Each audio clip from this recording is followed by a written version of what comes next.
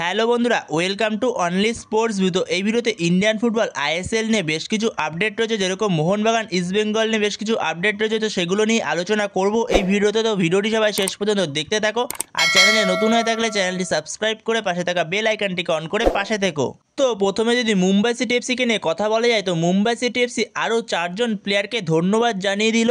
যেখানে নিকোলাস ক্যারিলিসকে তারা ধন্যবাদ জানিয়ে দিল, যেখানে এই নিকোলাস ক্যারিলিস আগের মরশুমে মুম্বাই সিটি এফসির জার্সিতে 19টা ম্যাচে 10টা গোল 2টো অ্যাসিস্ট করেছিল, মানে 19টা ম্যাচে 12টা গোলের অবদান ছিল।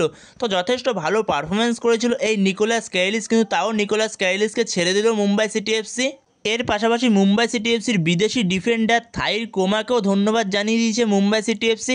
এর পাশাপাশি মুম্বাই সিটি এফসি আরও দুজন ভারতীয় প্লেয়ারকে ধন্যবাদ জানিয়ে দিয়েছে, যেখানে সাহিল পানোয়ার আর জয়েশ রানে, তাদের দুজনকে ধন্যবাদ জানিয়ে দিয়েছে মুম্বাই সিটি এফসি। যেখানে মুম্বাই সিটি এফসি 3 দিনের মধ্যে 12 জন প্লেয়ারকে তাদের ধন্যবাদ জানিয়ে দিল।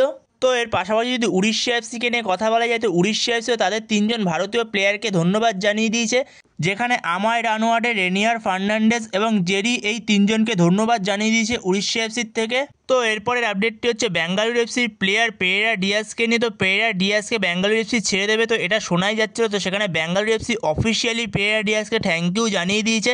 যেখানে বেঙ্গালুরু এফসির জার্সিতে আগের মরশুমে পেরেরা ডিয়াস 18টা ম্যাচ খেলে 3টে গোল এবং 4টে অ্যাসিস্ট করেছিল। তো সেখানে বেঙ্গালুরু এফসি ছেড়ে দেবে এটা শোনাই যাচ্ছিল। তো সেখানে অফিসিয়ালি থ্যাংক ইউ জানিয়ে দিল বেঙ্গালুরু এফসির থেকে পেরেরা ডিয়াসকে।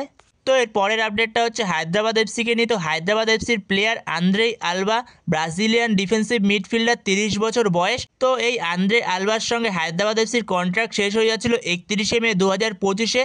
তো সেখানে যেরকমটা শোনা যাচ্ছে, এই আন্দ্রে আলবার সঙ্গে আরও 1 বছরের কন্ট্রাক্ট এক্সটেনশন করে নিয়েছে হায়দ্রাবাদ এফসি, যেখানে 2026 সাল অবধি হায়দ্রাবাদ এফসিতেই থাকছে এই আন্দ্রে আলবা। যেখানে এই আন্দ্রে আলবার মার্কেট ভ্যালু হচ্ছে 2 কোটি টাকা, এবং সে ডিফেন্সিভ মিডফিল্ডার, এবং ডিফেন্সিভ মিডফিল্ডের পাশাপাশি সেন্টার মিডফিল্ডেও খেলতে পারে। তো সেখানে এই আন্দ্রে আলবাকে নিয়ে যেরকমটা শোনা যাচ্ছিল, তো সেখানে এই আন্দ্রে আলবার প্রতি মুম্বাই সিটি এফসি একটা ইন্টারেস্ট ছিল, কিন্তু এখন বর্তমান সময় হায়দ্রাবাদ এফসি তার সঙ্গে কন্ট্রাক্ট এক্সটেনশন করে নিয়েছে আরও 1 মরশুমের জন্য। তো পরবর্তী সময় এটা হায়দ্রাবাদ এফসির থেকে অফিসিয়ালি অ্যানাউন্সমেন্টটা চলে আসলে অবশ্যই তোমাদের সাথে তখন শেয়ার করে দেবো। এবং এর পাশাপাশি যদি কলকাতা ফুটবল লিগ নিয়ে কথা বলা যায়, মানে সিএফএল নিয়ে যদি কথা বলা যায়, তো সিএফএল এ গ্রুপ বিন্যাস হয়ে গেছে। যেখানে সিএফএল এ দুটো গ্রুপ করা হয়েছে, গ্রুপ এ এবং গ্রুপ বি, এবং গ্রুপ এতে ইস্টবেঙ্গল, মোহনবাগান একই গ্রুপে পড়েছে। তো সেখানে আমরা গ্রুপ স্টেজে দেখতে পারবো মোহনবাগান, ইস্টবেঙ্গল, কলকাতা ডার্বি, এবং সিএফএল এর সূচিও খুব শিগগিরই ঘোষণা হয়ে যাবে। তো ঘোষণা হয়ে গেলে অবশ্যই তোমাদের সাথে তখন শেয়ার করে দেবো। তো এরপরের আপডেটটি হচ্ছে ইস্টবেঙ্গলকে নিয়ে। তো ইস্টবেঙ্গলের হেড কোচ অস্কার বুজন, সে যে কন্ট্রাক্ট এক্সটেনশন করবে ইস্টবেঙ্গলের সঙ্গে, তো সেটা আমি তোমাদের অনেক আগেই শেয়ার করেছিলাম। তো সেখানে সেটা অফিসিয়াল হয়ে গেল। তো সেখানে ইস্টবেঙ্গলের কোচ অস্কার বুজন সে ইস্টবেঙ্গলের সঙ্গে আরও 1 মরশুমের জন্য কন্ট্রাক্ট এক্সটেনশন করে নিয়েছে। তো এরপরের আপডেটটি হচ্ছে মোহনবাগানের প্লেয়ার জেমি ম্যাকলারেনকে নিয়ে। তো জেমি ম্যাকলারেন সে এবার পুরস্কার পেল। তো সেখানে জেমি ম্যাকলারেন এই মরশুমে প্লেয়ার অফ দ্য সিজন হয়েছে ট্রান্সফার মার্কেটে, মানে তাকে ট্রান্সফার মার্কেটে সবথেকে বেশি খোঁজা হয়েছে। তো ভারতীয় ফুটবলে তাকে সবথেকে বেশি খোঁজা হয়েছে এই জেমি ম্যাকলারেনকে। তো এটা খুবই একটা ভালো পুরস্কার জেমি ম্যাকলারেনের জন্য। তো এর পরের আপডেটটি হচ্ছে মুম্বাই সিটি এফসির ভারতীয় সেন্টার ব্যাক মেহতাব সিংকে নিয়ে। তো মেহতাব সিংয়ের প্রতি তো মোহনবাগানের ভালো রকম ইন্টারেস্ট রয়েছে, এবং অনেক দূরই কথাবার্তা এগিয়ে গেছিলো মেহতাব সিংয়ের সঙ্গে মোহনবাগানের। তো সেখানে মোহনবাগানে আসার সময়ের অপেক্ষা ছিল মেহতাব সিংয়ের। তো সেখানে এখন বর্তমান সময় যেরকম খবর একটা বেরিয়ে আসছে, তো সেখানে মেহতাব সিংয়ের সঙ্গে নাকি Mumbai city FC contract extension করতে চায়। তো সেখানে দুপক্ষের মধ্যে নাকি কথাবার্তা চলছে।